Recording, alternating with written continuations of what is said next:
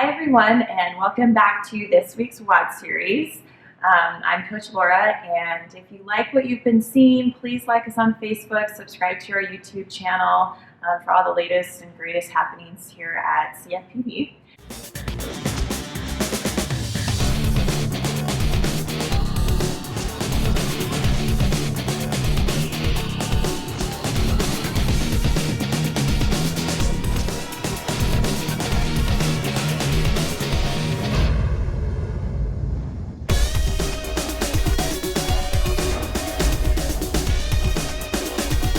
So if you've been watching the WOD series the last few weeks, you know that Coach Kevin has been building kind of the building blocks or laying the foundation for the zone diet. And I love the zone approach because it's an easy way to understand portions and get the correct amount of macronutrients, proteins, carbohydrates, and fats for your body type and your activity level. Last week, Coach Kevin laid out a plan for a whole day's worth of meals, and I thought this would be a great opportunity to take what he kind of laid down and form an entire week of meals and a grocery list and how that can all come together for you. That's often one of the most challenging aspects, is forming a meal plan and then executing it and staying within a budget. I think it would be really easy for all of us to go to the grocery store and buy every single healthy food and stock our kitchen, but without a plan of how to utilize those items, we're still left overwhelmed. We have to prep. We're not exactly sure what to do with them. So one of the ways that I created a plan for the week and then form my grocery list is I start with the basics: protein, carb, and a fat, and I write that down. Next, I write out which meals I'm going to be planning for, and I think it's safe to assume that we're all going to be eating breakfast, lunch, and dinner. I also include snacks. It's really important that you plan for your snacks, otherwise you're either going to grab something fast that's not necessarily healthy, or you may end up not eating for a long period of time and then have to overeat at your next meal. So I always include snacks because I know that I'm going to need items for those particular times during the day.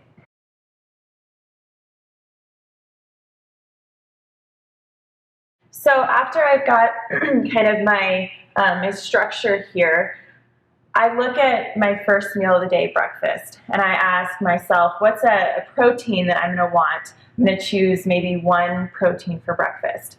A simple, easy one is eggs. So under protein, I'm going to list eggs. The next thing I think about is what I'm going to want as a carb for my breakfast. For us in our household, oatmeal is kind of a staple. So I'm going to put oatmeal down at carbs.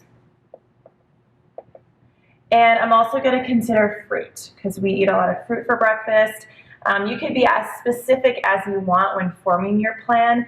That way it transfers to your grocery list easier. I typically do that because my boys will eat all of our fruit. So I put bananas here. The next step I take is thinking about what fat I'm going to want in my breakfast. I've got eggs, oatmeal, fruit. So I'm going to choose, how about avocado? After I get all of my breakfast items, I skip down to my lunch and my dinner. Here I'm going to select 2 to 3 proteins that I can kind of mix and match for both of those meals.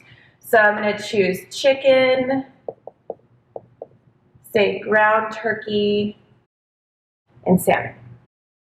Next, I would decide on what carbohydrates I'm going to want. Typically, it's going to be vegetables.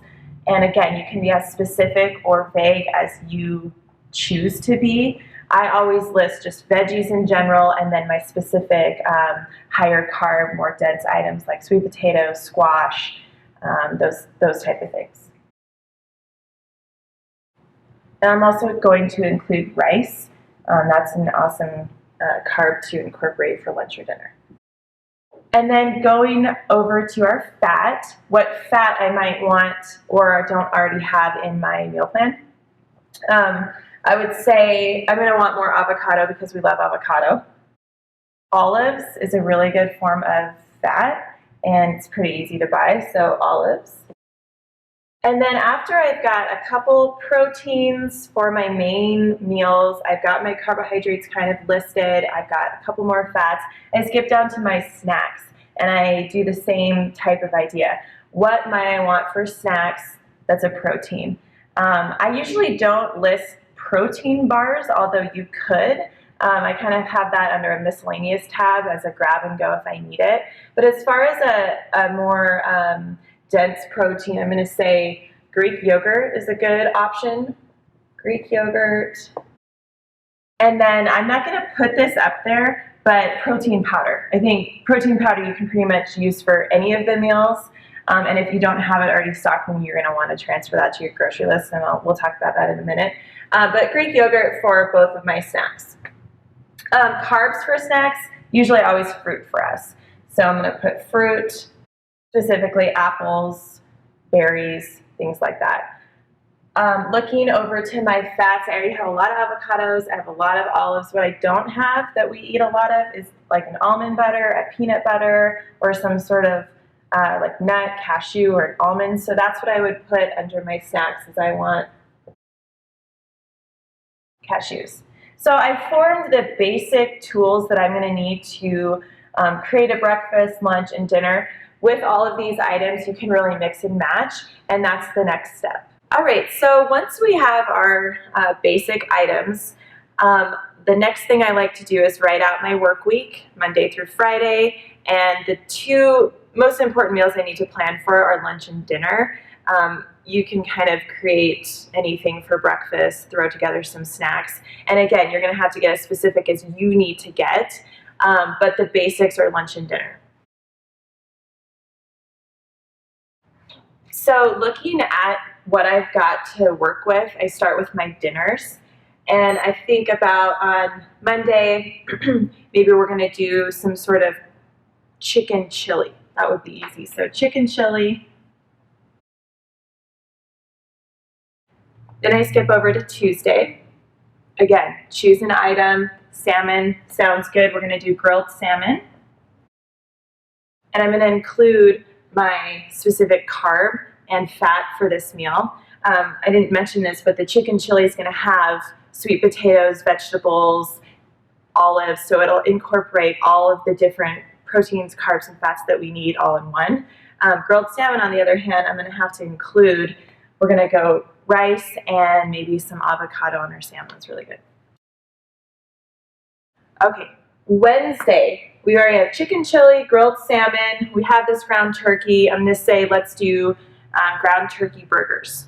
Those are easy, really good. So turkey burgers. On Thursday, I haven't had chicken in a while. It's been 3 days, so maybe we'll do another chicken meal on Thursday. How about chicken, just grilled chicken?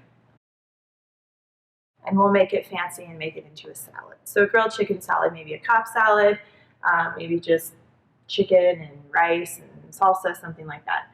And then Friday is always the end of the week. You want something easy, something yummy. I'm going to say crock pot spaghetti, and we'll use our ground turkey. So we've got 5 different dinner options. They're all very easy, very simple. They're utilizing the ingredients that we already have. The next thing is to consider lunches. I typically make extras for dinner, and then we'll use those as leftovers for lunch. If you don't want to do that, the same approach, you would take the same approach for your lunches.